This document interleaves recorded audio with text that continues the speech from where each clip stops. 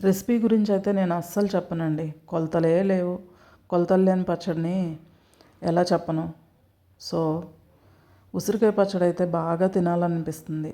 మార్కెట్లో ఉసిరికాయలు బాగా వస్తున్నాయి కదా. ఒక 1 వీక్ బ్యాకే తెచ్చాను, కానీ పట్టడం తెలీదు. సరే ఎలాగోలా ట్రై చేద్దామనేసి ఈరోజు ముహూర్తం అయితే పెట్టేశాను.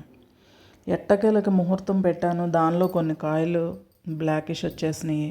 అవన్నీ తీసేసి సుమారుగా నాకు తెలిసిన పద్ధతిలో అయితే పెట్టేశాను. ఉసిరికాయ పచ్చడి పెరుగన్నంలో నంచుకున్న, వేడివేడి అన్నంలో కొంచెం నెయ్యి వేసుకుని తిన్నా చాలా అంటే చాలా టేస్టీగా ఉంటుంది కదా. సో ఆ టేస్ట్ గుర్తొచ్చి అమ్మ పట్టే వరకు, అమ్మ పంపించే వరకు ఎందుకు ఆగడం అని చెప్పి నాకు తెలిసిన ప్రాసెస్లో అయితే నేను చేసేసాను. మీరు చూడండి ఎలా ఉందో నాకు కామెంట్ చేయండి. కరెక్ట్గా పట్టానా లేకపోతే ఏమన్నా మిస్టేక్స్ చేశానా? మిస్టేక్స్ ఉన్నా కూడా ఇల్లంతా గుమగుమలాడిపోయిందండి పచ్చడి. టేస్ట్ అదిరిపోయింది. ఇన్స్టెంట్గా కదా, ఎన్ని రోజులు ఉంటుంది? మహా అయితే 10 నుంచి 15 రోజులు హ్యాపీగా ఎంజాయ్ చేసేవచ్చు. స్మెల్కే ఆకలేసేసింది. కానీ రేపు తిందాం. రేపు మంచి షార్ట్ని పోస్ట్ చేస్తా.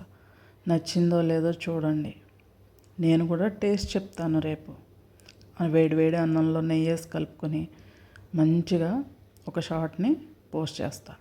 మీరు ఇదే పద్ధతిలో చేస్తారా, లేకపోతే నేను తప్పు చేశానా? మీరు ఇంకేదైనా పద్ధతిలో చేస్తూ ఉంటారా? ఏది ఏమైనా పడాల్సినవి అన్నీ పడితే ఆ రుచే వేరండి. ఆ స్మెల్కే కడుపు నిండిపోయింది ఈరోజు అయితే నాకు. ఏమంటారు? నేను రేపు రుచి చెప్తాను. మీరు నాలో ఉన్న నేను చేసిన తప్పుల్ని చెప్దురు కానీ. Okay, bye.